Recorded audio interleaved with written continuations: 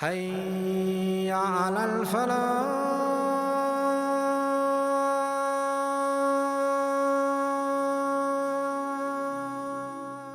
Assalamu alaikum wa rahmatullahi wa barakatuh. Guys, look, I've been told this and again, like, people get to a midlife crisis in terms of their marriage, and sometimes the husband doesn't love the wife anymore, or the wife says, I don't love my husband anymore, or it can happen, either way. Now, what usually happens in a marriage is that when you first get married, it's called the honeymoon period. Okay, so honeymoon is that everything's so sweet. He's just got honey in his mouth, and her face is the moon. You know what I'm saying? Like, her face is the moon, and he's got honey in his mouth, and that's it. The whole world's fine.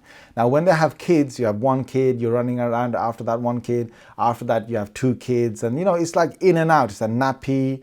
Then it's like, take this one to the toilet, feed this one, that one's sleeping, that one's woken up, and then the third one comes, oh my God, it's nappy, so this one's school, this one's madrasa, this one's this, and home, school, madrasa, nappy change, food, sleep, and illness, and it gets so hectic, and the husband's obviously, he's in this as well, and he's going to work, and it gets so much that they just don't have time for each other.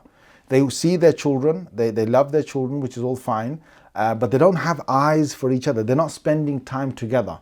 So what they basically need is they need to revive their marital life. How do they do this? And this is normally where the midlife crisis comes in, because they're in the 30s, they've got a few kids, they're not spending time together with one another, and the kids are always in the way. They're not together. Even when they're together, the kids are there, and they can't spend that, that one-to-one. Now, what I'm going to say to you, and this is to you guys, is that you need to spice things up, guys. Honestly, you need to spice things up. So for this, what you need to do is you need to go out. You can leave your kids with the family members, and you and your wife and yourself, just go out. Just enjoy dinner. Nothing wrong with that. Go and have a dinner. It's halal, guys. Go for a walk in the park. Go somewhere for a little break. Even take a one-day break. Sit with each other, talk with each other. Revive and kindle the love that you had beforehand, and do things for each other. Like, for example, giving gifts to each other, buying those flowers for your wife. For the wife to cook something nice for the husband, to bring a smile on the face, to go out and do these little things. Cook something nice, or do something nice. Buy something nice, or even look for a wife to do her makeup up and everything for her husband. It's halal. Woman, you look very beautiful maybe 12, 14, 16 years ago, yeah? But don't tell me you look the same today, Maybe one of you needs to lose weight.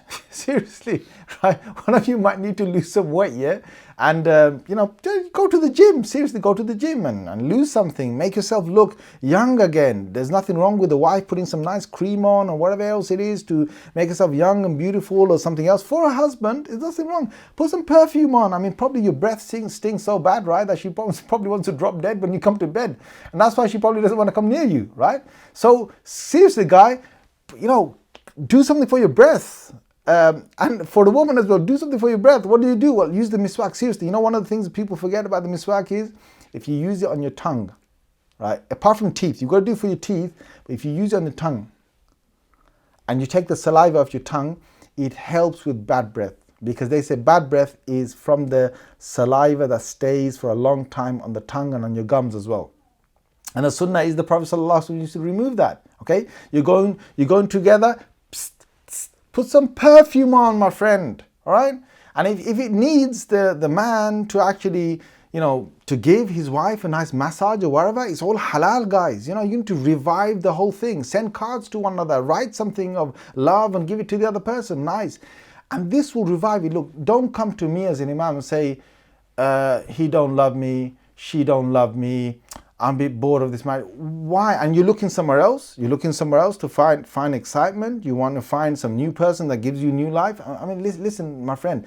Do what you can to revive your marriage first, and do all these things, and then you'll see a difference. You bring a smile. And the other thing is, please, just for this moment, take a break from all the different arguments you might have had. Take a break and say to yourselves that, look, we're not going to argue for another 1 week, for 2 weeks. There's no argument in 2 weeks. We're just going to smile to each other. One of the things that the Prophet ﷺ used to do, and this was a sunnah from the moment that he got married to her and she came to his house till the moment that the Prophet ﷺ passed away. And this sunnah was there for about 9 years. This was with Aisha radiallahu anha. And she says that the Prophet ﷺ would come in, he would first make, he would say salam. Obviously he would make it sound like he's coming in first. He would take, he wouldn't just suddenly come in. He would either knock or he would make a gesture he's coming in or say salam. And as soon as he came in, he had this beautiful smile on his face. He would peck her on the cheek and then he would say to her, how are you? How are you, Aisha? How's your day? How's everything? With a beautiful radiant face.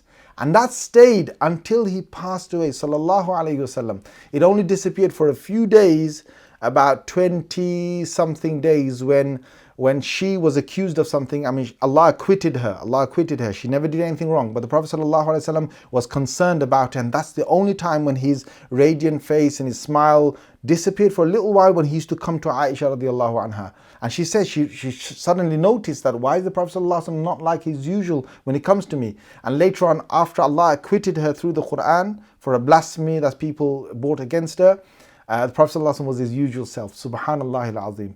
Now the thing is, guys, if you want to spice your married life up again, do these things. I mean, in the Sunnah it says the Prophet ﷺ used to go for walks with his wives, radiyallahu anhunna ajma'in. May Allah be pleased with all his wives. I mean, it says in the Sunnah he's going to the park or going to a garden for a walk and then he's coming back. Sometimes he went with 2 wives in one hadith, it says, and sometimes with 1 wife. He used to go for a walk and he used to come back. I mean, guys, you can do this. It's all halal, and do this. Spice it all up again. You need to spend time together again. Jazakumullah khair. Wassalamu alaikum wa rahmatullahi wa barakatuh. حي على الفلاح.